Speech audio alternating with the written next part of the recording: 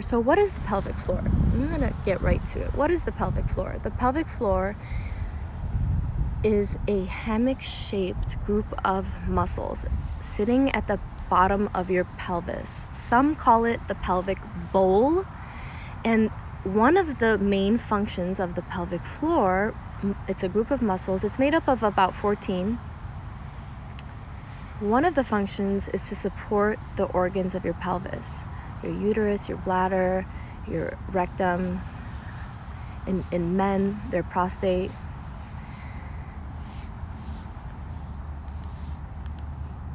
And other functions that people think about, other main functions that people think about when they think of the pelvic floor, or the ones that are often talked about, are urination. That's one of the functions that it's involved with. Urination, defecation, that's pooping, and sexual functioning. It's involved, very involved.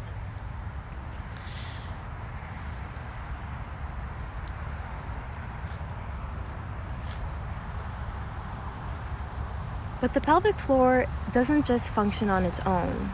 It doesn't work alone. It's got a partner in crime, actually, and it's got a few partners in crime. And that is the entire core, the core system. The pelvic floor, you cannot separate the pelvic floor from the core. They work together. They should work together. When pelvic floor dysfunction arises, when various symptoms of pelvic floor dysfunction arise, and for women that is diastasis recti, that's one of them. That's the separation in the midline, the abdominal midline. It happens when women are pregnant and usually resolves after.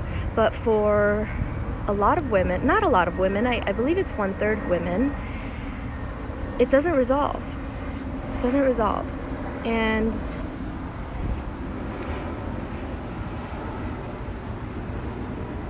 so that's diastasis recti. There's a bulge when you're exerting yourself, a little bulge pops out. Some call it the mummy tummy, mom belly.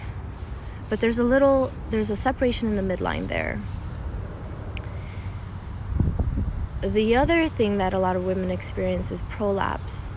Prolapse is a sensation, and this doesn't happen right away sometimes with women. It happens years down the road of lack of connecting with their pelvic floor, lack of strengthening their pelvic floor. Prolapse is when one of the organs of the pelvic floor starts pushing on the vaginal wall. And the vaginal wall isn't strong enough, doesn't have enough tone to not slip. So this organ pushes on there.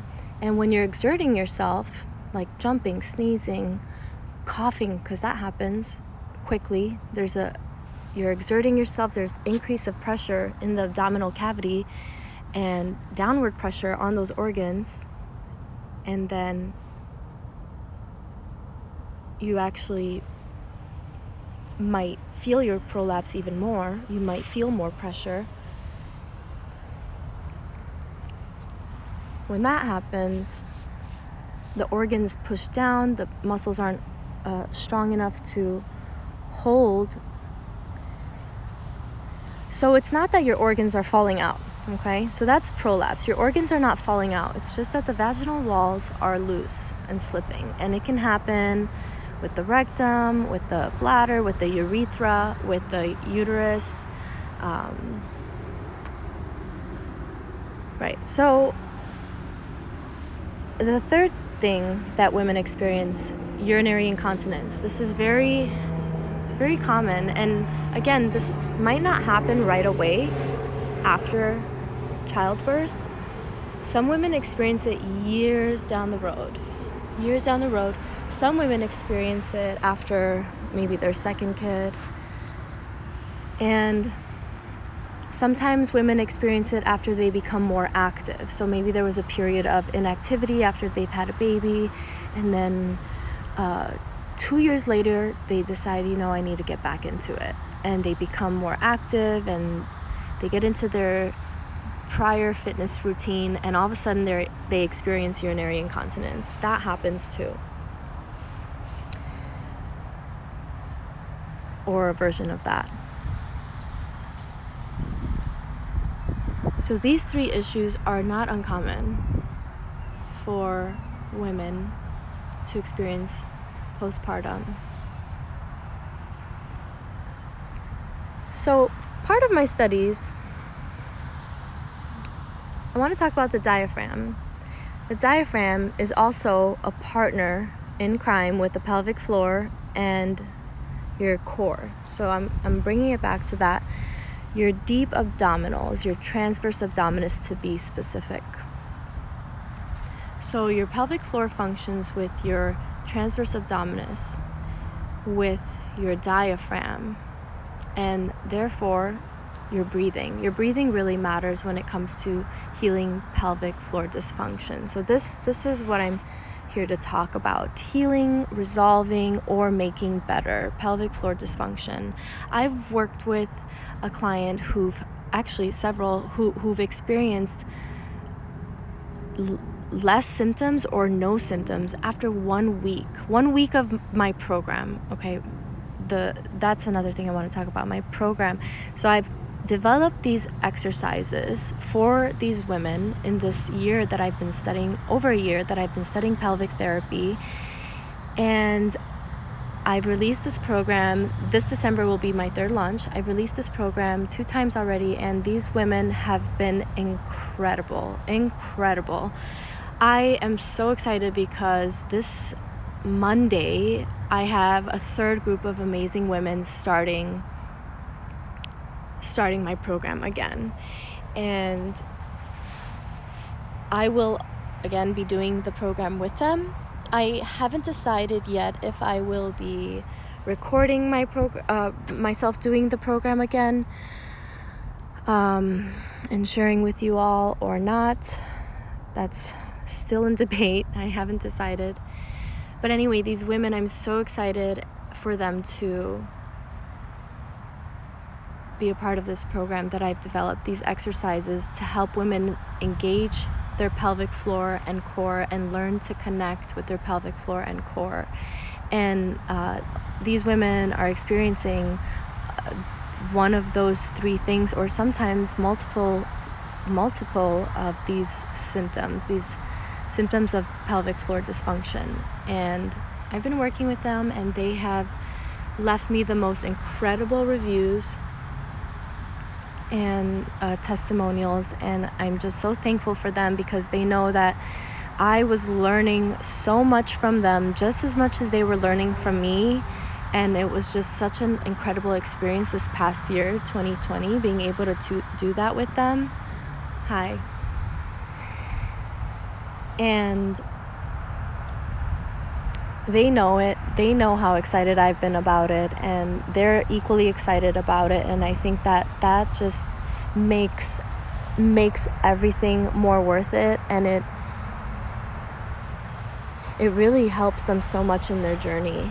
When you really believe that you can do something about your issues, especially issues of pelvic floor dysfunction, that's everything. That's like 80% of it. The other 20% is you doing the work, you doing the exercises, you doing the breath work. So back to the breath work. Because the diaphragm is so intimately connected to the pelvic floor and the core, the transverse abdominis,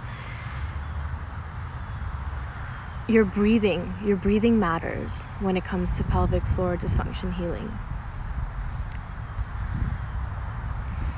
So that's part of my program. These exercises that I teach these women, they're not just exercises. Yes, you have a ball, you have a band.